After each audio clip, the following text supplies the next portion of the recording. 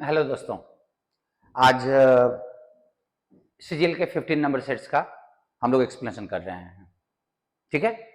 और कल आपका मॉडल सेट आपने देखिएगा, उसको मिलेगा एंड अकॉर्डिंगली आप अपना चेक कीजिए। पहले आंसर्स को चेक कर लो जो आपका सही, और ये मैच कर लो कितना सही हुआ कितना गलत हुआ है। आप चाहो तो वीडियो को पॉज कर लो and after that let's go for the explanation.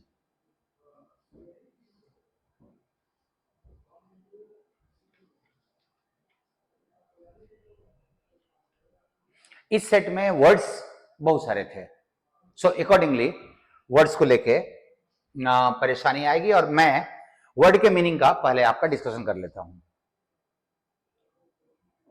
Word का पार्ट आप स्टार्ट करो। कंसाइनी और नॉमिनी दोनों का, एक्चुअली कंसाइनी का ये एक वर्ब है, सॉरी नाउन है, इसका एक और नाउन बनता है कंसाइनमेंट। और कंसाइनमेंट हम में से सब कोई जानता है। कंसाइनमेंट मतलब वो प्रोडक्ट जो किसी को भेजा जाता है। सो जैसे एग्जामिनी, इंटरव्यूवी होता है, जो परीक्षा देता है, जो इंटरव्यू देता है, उसको इंटरव्यूई और या एग्जामिनी बोलते हैं। सिमिलरली जिस आदमी को भेजा जाए, जिस आदमी का नाम हो भेजने वाले प्रोडक्ट के ऊपर में, उसको कंसाइनी एंड अकॉर्डिंगली उसको नॉमिनी भी बोलते हैं। इन्फैचुएशन नाउन है, जिसका मतलब होता है किसी चीज के प्रति a strong attraction. Third word repository, ये भी नाउन है, किसी चीज का भंडार, जैसे वो ज्ञान का भंडार है, he is a repository of knowledge. Hypochondria ये एक डिजीज है, नॉर्मली उम्रदराज लोगों में पाया जाता है। जब कोई आदमी ये इमेजिनरी इलनेस, उसको कोई बीमारी नहीं है लेकिन वो अपने दिमाग में सोचता है कि हमको ये बीमारी है और उससे अपने आप को पीड़ित मानता है, उस स्थिति को हाइपोकॉन्ड्रिया कहा जाता है। विगर हम लोगों ने इसका वर्ड किया है, क्योंकि आप ध्यान देना, विगोरस हम लोगों ने किया था फुल ऑफ एनर्जी, एनर्जेटिक, तो विगर उसका नाउन हो गया, तो ये तुम्हारा इसका मतलब हो गया एनर्जी। परसिवरेंस, परसिवरेंस होता है मुश्किलों के बावजूद अपने काम में कंटिन्यूटी, अपने एफर्ट में continuity, that is called perseverance. मैं लिख रहा हूं कंटिन्यूअस एफर्ट डिस्पाइट डिफिकल्टीज, मुश्किलों के बावजूद, उसको परसिवरेंस कहा जाता है। ये सीज का मतलब होता है किसी काम को रोक देना या काम रुक जाना, ये वर्ब है, ये नाउन है परसिवरेंस, ये दोनों वर्ब है। अब ध्यान दीजिएगा कि बारिश रुक गई, द रेन हैज स्टॉप जो बोलते हैं, द रेन हैज सीज्ड भी बोलेंगे। The police seized the traffic, police ने ट्रैफिक रोक दिया। इस चीज का मतलब होता है हम लोगों ने किया है जब्त होना। अब ये मैं लिख नहीं पाया था, लेकिन सीज वर्ब है, इसका नाउन सीजर होता है, जब्ती। या सीजर को हम लोग हार्ट के डिजीज में भी इस्तेमाल करते हैं। He has suffered a seizure, मतलब उसको हार्ट अटैक हुआ। बिसीज, स्पेलिंग इस वर्ड का बहुत बार पूछा है, और वो नॉर्मली ई को आई कर देता है, ई की जगह पे आई और आई की जगह पे ई कर देता है। SIEGE होता है। बिसीज का मतलब किसी चीज को चारों तरफ से घेर लेना, सराउंड। बिसीज और इंप्लोर ये भी वर्ब है, ये भी वर्ब है, किसी से रिक्वेस्ट करना, अनुरोध करना। इंड्योर वर्ब है, इसका नाउन देखो इंड्योरेंस बनेगा, इंड्योरेंस इसका नाउन है। इंड्योर किसी चीज को बर्दाश्त करना, सहना, टॉलरेट करना। इवेड, ये देखना, ये वर्ब है, किसी चीज का सामना करने से या वो काम करने से बचना। जैसे ये होता है ना इवेजन, इसको हम लोग टैक्स इवेजन में जरूर लगाते हैं। टैक्स इवेजन में यही एक वर्ड होता है। टैक्स इवेजन का मतलब कर देने से बचना, कर की चोरी को टैक्स इवेजन कहा जाता है, और उसका एडजेक्टिव होता है इवेसिव। वर्ब है इवेड, और वो मतलब हम काम कर रहे हैं, उसके बचने की कोशिश कर रहे हैं। सप्रेस वर्ब है, किसी चीज का दमन करना, दबाना, जबरदस्ती, बाय फोर्स। इसका नाउन सप्रेशन। ये एक मैंने जानबूझ के दे दिया है। ये सारे वर्ड का मीनिंग सेम होता है और मीनिंग होता है थिंक डीपली ओवर, किसी बात पे गहराई से विचार करना। एक तो प्रीपोजिशन थोड़ा अलग लगता है, ऑन, अपॉन या ओवर, पॉन्डर के साथ लगता है, ब्रूड के साथ ओवर लगता है, and chew upon, ruminate on, contemplate on, brood over, ponder over, ये सारे का मतलब होता है किसी बात पे गहराई से विचार करना। बाय द बाय एक फ्रेज है जिसका मतलब होता है बाय द वे, और बाय द वे की कोई हिंदी नहीं होगी। बाय द वे का मतलब हम लोग कभी बात कर रहे हैं ना, टॉपिक मेरे को बदलना है, हमने बोल दिया बाय द वे कहां गए थे, मतलब वो बात नहीं चल रही है। बाय द वे का मतलब बस हमने पूछ लिया। कम्बरसम, कोई भी ऐसा प्रोसेस, कोई भी ऐसी चीज, प्रोसेस नॉर्मली इस्तेमाल करते हैं जो मुश्किल हो, डल हो, बहुत उबाऊ हो और उसको पूरा करने में बहुत ज्यादा टाइम लगता है, उसको हम लोग कम्बरसम प्रोसेस बोलते हैं। जैसे the work in the government departments is cumbersome. Government department का जो काम होता है ना, बहुत सुस्त है, धीमा है, बहुत समय लगता है। हैंडफुल का मतलब बहुत कम, बहुत कम। अनविल्डी, यहां भी देखिएगा आई कर देता है इसका स्पेलिंग में। अनविल्डी का मतलब जिसको इतना बड़ा है कि उसको आसानी से हैंडल नहीं किया जा सकता है। जैसे मैं बोलूं द कैमरा इज अनविल्डी, मतलब कैमरा साइज में बहुत बड़ा है, इस्तेमाल करने में असुविधाजनक होता है। विरुलेंट, अगर हम डिजीज के लिए इस्तेमाल करें तो कोई भी डिजीज जो बहुत तेजी से फैले, बहुत खतरनाक हो, खतरनाक डिजीज और बहुत तेजी से फैलने वाला, दैट इज एग्रेसिव के सेंस में इस्तेमाल कर सकते हैं। प्रेसिपिटेशन रेन का एक और सिनोनिम है, बारिश, वर्ब है, सॉरी नाउन है ये। विरुलेंट एडजेक्टिव हो गया, अनविल्डी एडजेक्टिव है, हैंडफुल एडजेक्टिव है, सॉरी नाउन है, कम्बरसम एडजेक्टिव है, और ये सारा वर्ब है, ये सारा वर्ब है ये। परपिट्रेशन, देखो परपिट्रेशन, अच्छा र्यूमिनेट का र्यूमिनेशन बन सकता है नाउन, विरुलेंस विरुलेंट का बनता है नाउन, और परपिट्रेशन का यहां छूट गया, एक नाउन बनता है परपिट्रेट, और ये वर्ड ज्यादा इस्तेमाल होता है।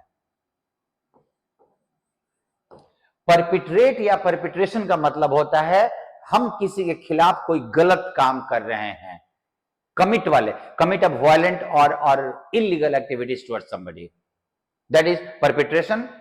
उसका वर्ब हो गया परपिट्रेट। मॉडरेट एडजेक्टिव है, ये नाउन हो गया। एवरेज, ना बहुत ज्यादा ना बहुत कम, और उसका नाउन मॉडरेशन होता है। इसमें वर्ड्स बहुत सारे थे। आप एक बार ध्यान रखना कि अगर आप सेट वाइज चल रहे हो और अगर आप इतना ही टारगेट कर लो कि इस सेट में जितने वर्ड्स दिए हुए हैं वो सारा हम करेंगे, तो आई होप कि आपको इतने वर्ड्स मिल जाएंगे कि यू विल फील कंफर्टेबल, क्योंकि वर्ड्स अच्छे लेवल पे हैं। नाउ लेट्स टॉक अबाउट, जब कंसाइनी है तो नॉमिनी हो गया, क्योंकि डेलीगेट का मतलब होता है वो प्रतिनिधि जो किसी के तरफ से जाता है किससे मिलने, ग्रुप भी होता है और कोई सिंगल व्यक्ति भी होता है। रिप्रेजेंटेटिव और मैसेंजर तो हो ही गया। क्वेश्चन नंबर 2, उसने एक्यू को, आप ध्यान दो, पहली बार इंट्रोड्यूस किया है और बोला है एक्यू को लैटिन में निडल कहा जाता है। अब अगर आप सीधा, जैसे आपका ऑप्शन आया एस, पी, आर और क्यू, तो आप जरा देखो कि चारों ऑप्शन अलग अलग है।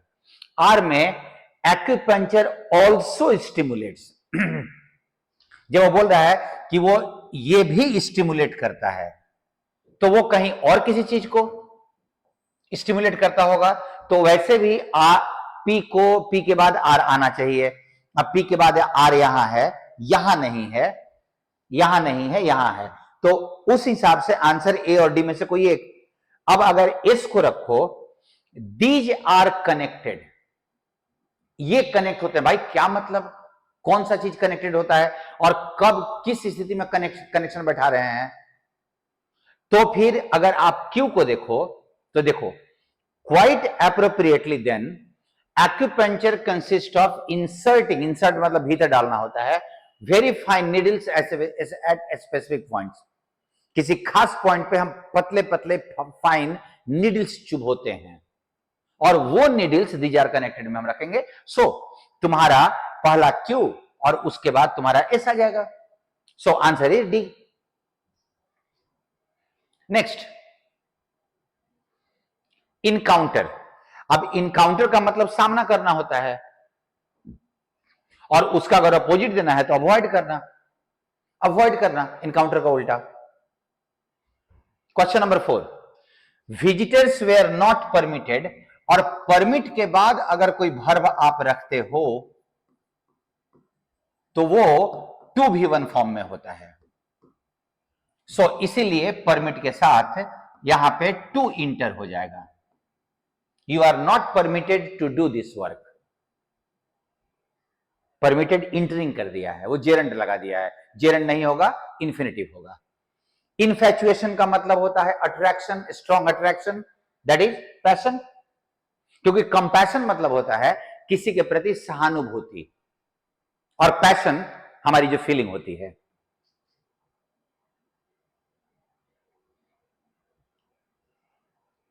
ये वर्ड हम लोगों ने बहुत बार किया है, अब अभी पिछले में हुआ था, जो बहुत कम समय तक रहे तो उसको मैंने बोला था ट्रांजिटरी या मोमेंटरी हम लोग किए थे।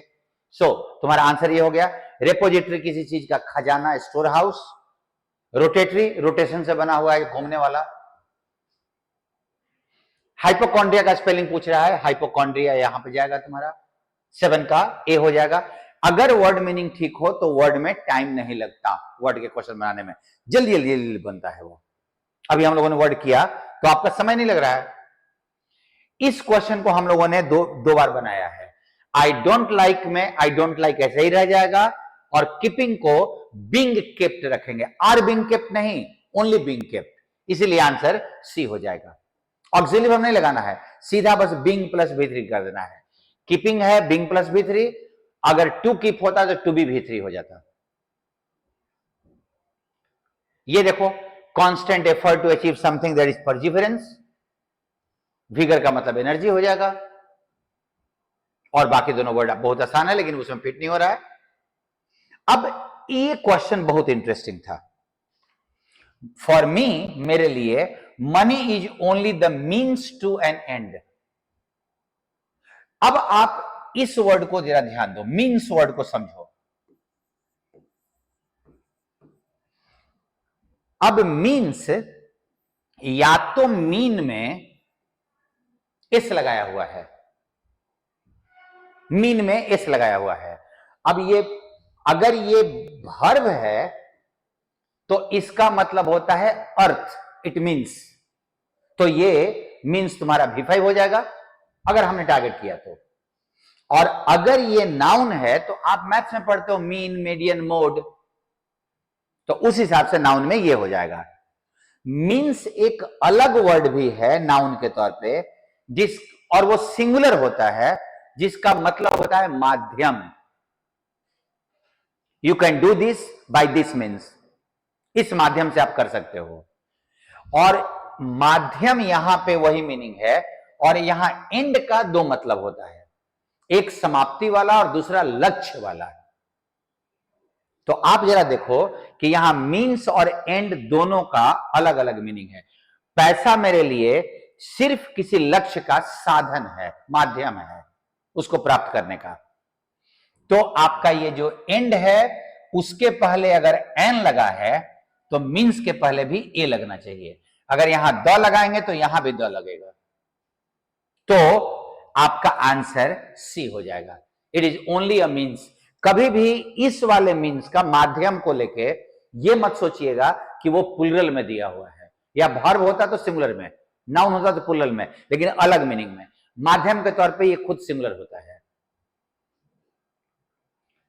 यहां देखो, अ सिटी ड्वेलर, शहर में रहने वाला, find it difficult to pass off the time in a village, उनको गांव में अपना समय बिताना, और जब बिताने के लिए पास के साथ ऑफ नहीं लगता। टाइम पास हम लोग बोलते हैं, पास ऑफ नहीं बोलते। पास ऑफ का मतलब होता है किसी चीज का गुजर जाना, बीत जाना। मतलब ये the marriage ceremony, he passed off as this. Pass away मतलब मर जाना होता है। पास ऑफ का मतलब किसी को देना, कोई सामान उठा के किसी को दे देना।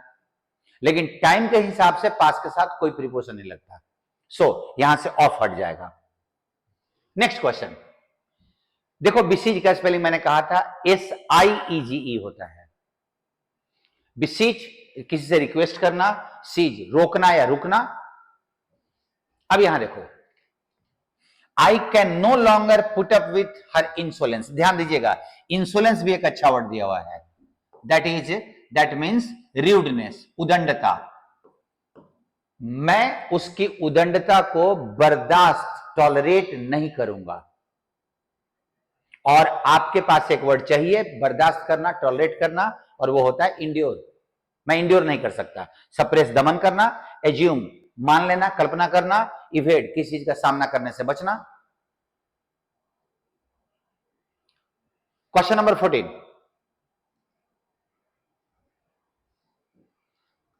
Chennai is by the way a cosmopolitan. By the way का तो मीनिंग नहीं जाएगा। चेन्नई एक कॉस्मोपॉलिटन सिटी है। By and large, by the by का मतलब वही बाय द वे होता है, तो दोनों में से कोई एक चुन नहीं सकते। बाय एंड लार्ज का मतलब होता है आमतौर पर, जनरली। इसका मीनिंग होता है जनरली, और इसी कारण से आंसर भी बनेगा। By and large means generally. Muse के साथ ऑन लगता है, म्यूज ऑन। सो तुम्हारा प्रीपोजिशन यहां पे पूछ रहा था, म्यूज के साथ कौन सा प्रीपोजिशन लगेगा। क्वेश्चन नंबर 16, अब अगर आपके पास किसी पास्ट आदमी ने भी, ये आप रूल जानते होंगे, किसी पास्ट के आप भूतकाल में भी किसी ने अगर कोई ट्रुथ का स्टेटमेंट दिया है तो उसका टेंस नहीं बदलता। अब इन्होंने लिखा a thing of beauty is a joy for ever, तो वो सीधा हमको उतार देना होगा। यहां पे देखो वाज कर दिया है, वाज कर दिया, हैज रिटन कर दिया है, क्योंकि यहां रोट लिखा हुआ है। So answer is a. अगर कोई statement of truth, universal truth, permanent habitual action होता है तो वो नहीं चेंज होता। इट इज नो यूज एक फ्रेज है। इट इज नो यूज कहीं लगा हुआ है, उसके बाद अगर आपको वर्ब डालना है तो वो वर्ब भी4 फॉर्म में होता है, जेरंड फॉर्म में। तो it is no use going there, meaning वही है, वहां जाने का कोई फायदा नहीं है, वही मीनिंग आएगा, लेकिन भी4 लगेगा। ये एक फ्रेज है, पूछा हुआ है, बहुत अनकॉमन नहीं है। रेस्ट ऑन देयर लॉरल्स का मतलब हमने जो अचीव कर लिया उसी से हम संतुष्ट हैं। हमने जो अचीव कर लिया, अब फर्दर आगे और डेवलपमेंट की कोई कोशिश नहीं कर रहे हैं। This situation is called rest on one's laurels. और ये होता है कॉम्प्लेसेंट, एक वर्ड है, ये वर्ड मेरे को मीनिंग में करना चाहिए था लेकिन अभी नहीं हुआ। कॉम्प्लेसेंट का मतलब होता है one who is self satisfied and is not trying further. कोई आदमी जो संतुष्ट हो और कुछ प्रयास नहीं कर रहा हो, उसने जो अचीव कर लिया वो कॉम्प्लेसेंट हो गया है। तो ये और ये दोनों सिमिलर मीनिंग में, आंसर इज डी। 19, हैंडी तो हो ही गया ना। हैंडी कोई चीज होता है तो उसको यूज करने में बड़ा सुविधाजनक होता है, और कम्बरसम हो गया, सॉरी अनविल्डी हो गया तो वो बहुत बड़ा है, यूज करने में सुविधाजनक। क्योंकि कम्बरसम होता है प्रोसेस जो बहुत टाइम लेता है, हैंडफुल बहुत कम। सो तुम्हारा 19 का सी हो जाएगा, अनविल्डी, हैंडी का उल्टा। एंड यहां देखो, अब इस क्वेश्चन में तुम देखो तो थोड़ा कंफ्यूजन आ सकता है। यहां पे इन सच केसेस, अगर 6 नंबर को देखें, और रिलैप्स अकर्स, रिलैप्स मतलब होता है बीमारी दोबारा आ जाती है, किसी बीमारी का दोबारा आना, पुरानी स्थिति में चले जाना। And the bacteria appears in more virulent and drug resistant form, और बैक्टीरिया फिर से एकदम खतरनाक रूप से होकर उभर के आता है। अब अगर देखो तो इस नंबर को देखो, उसके पहले आएगा जो दोनों में है। यहां पे इसमें क्या लिखा हुआ है, येट द, अच्छा येट का मतलब आप ध्यान रखिएगा कि इस येट का मतलब बट होता है। बट रिटन में जब पढ़ोगे ना तो बट पढ़ना, ग्रामर में जब आप करोगे तो उसका अपना रूल होता होगा। But the long period of treatment leads to a high rate of non comply का मतलब होता है किसी बात का पालन करना। अगर हम नॉन कंप्लायंस बोले तो वो उस बात का पालन नहीं करता। तो अगर बहुत लंबे समय तक ये हम ट्रीटमेंट लें तो नॉन कंप्लायंस होने लगेगा ट्रीटमेंट का, मतलब दवाइयों का असर नहीं पड़ेगा, और वैसे केस में बैक्टीरिया बहुत बुरी तरीके से सामने आएगा। बट लगा हुआ है तो तुम्हारा आर तो उसके पहले जाएगा ही। 2-3 दवाइयां हैं टीबी ड्रग्स का गवर्नमेंट क्लिनिक्स में, लेकिन अगर हम लंबे समय तक ले तो फिर दवाइयों का असर बंद हो जाएगा। तो तुम्हारा आर और एस एक साथ आएगा, यहां भी है। अब वो एक्चुअली क्वेश्चन तुमसे दिया है कि 1 के बाद क्यू या 1 के बाद पी, और अब ध्यान से पढ़ो। लास्ट 3 सालों में हमने ट्यूबरक्लोसिस का रीबर्थ देखा है, फिर से वो पैदा हो रहा है। अब ये देखना, व्हाट बॉदर्स एक्सपर्ट को परेशान क्या करता है, emergence of a particular patent strain of TB bacteria का एक पर्टिकुलर स्ट्रेन आया है जो रेसिस्टेंट है दवाइयों से। 2-3 दवाइयां उस पर असर नहीं करती। This is compounded. अब चक्कर यह है कि कंपाउंड वर्ड अगर आप वर्ब के तौर पे लेते हो तो कंपाउंड का मतलब होता है समस्या को बढ़ा देना। यह समस्या बढ़ जाती है कि सिम्टम 2 महीने में गायब हो जाता है। यह समस्या बढ़ जाती है। कौन सी समस्या? ये वाली समस्या कि रेसिस्टेंट है वो 2-3 दवाइयों के। यह समस्या और बढ़ जाती है कि वो सिम्टम गायब हो जाएगा। तुम्हारा पी के बाद Q as it is PQRS जैसा था वैसे ही रहेगा। यह क्वेश्चन बड़े अच्छा था, ट्रिकी था। नाउ अब इसको देखो, violence takes a heavy toll. Toll का मतलब बुरा प्रभाव। वायलेंस बहुत बुरा प्रभाव डालता है एंड अफेक्ट्स पब्लिक लाइफ, और आम जन जीवन को प्रभावित करता है। तो यहां तो बहुत आसान था, एडवर्सली विपरीत रूप बुरा प्रभाव डालता है। हाई और लो, नोन और अननोन, रिच और पुअर, पॉपुलर और unpopular, no one is safe और सिक्योर। आज कोई सेफ और सिक्योर नहीं है। It appears that one can harm anybody at any time, and कोई भी, ऐसा लगता है कोई भी आदमी किसी दूसरे को हानि पहुंचा सकता है किसी भी समय में, एंड एट विल, अपनी इच्छा से, जब मन करेगा तब। एट विश नहीं, एट के साथ विश नहीं लगता, विल लगता है, हालांकि दोनों का मतलब इच्छा होता है। जब चाहे तब वो हानि पहुंचा सकता है। A mad and sad rat race. Rat race मतलब है बहुत बुरा कंपटीशन। ये फ्रेज है, बहुत बार पूछा है। एक बहुत बुरा कंपटीशन, मैड रेस चल रहा है। To make money and dash power, power को अपने हाथ में लेना है। रिटेन मतलब बरकरार रखना, सस्टेन का मतलब ही बरकरार रखना, मेंटेन का मतलब ही बरकरार रखना। ये तीनों सिनोनिम दिया हुआ है। गेन पावर ना, पैसा और पावर चाहिए हमको, हम लेने के लिए। Gain power at any cost and by any means. The result is that no political party और ग्रुप कैन नाउ, यहां देखना आपके क्वेश्चन में यहां इंटू नहीं लगा हुआ था, इंटू नहीं था, इंटू होगा भी नहीं। ले क्लेम टू, ले क्लेम के साथ लगेगा, दावा करना। प्रॉपर प्रीपोजिशन यहां पे ऑन होना चाहिए था, बट टू भी चलता है। ले क्लेम मतलब दावा करना, लाई नहीं। इस ले का सेकेंड फॉर्म लेड है, इस लाई का सेकेंड और third form, sorry, second form ले होता है और थर्ड फॉर्म लेन होता है, लेकिन ओरिजिनल फ्रेज है ले क्लेम, दावा करना। To total innocence so far as dash of violence against innocent people.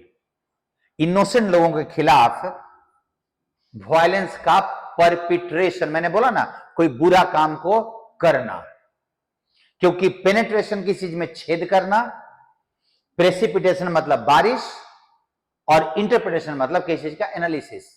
तो और कोई वर्ड जान नहीं रहा है। सो परपिट्रेशन मतलब बुरे काम को करना, कंटिन्यूएशन। ये क्वेश्चन में एक आध क्वेश्चन थोड़ा सा मुश्किल था, बाकी सब ठीक था। आप लोग जरूर बताइएगा कि आप लोगों का परफॉर्मेंस इसमें कैसा रहा है, बिकॉज कुछ टेक्निकल प्रॉब्लम के चलते मैं लाइव नहीं आ पाया था। चलिए हम लोग अगले सेट के एक्सपीरियंस के साथ फिर से मिलते हैं। Thank you to all of you for watching me.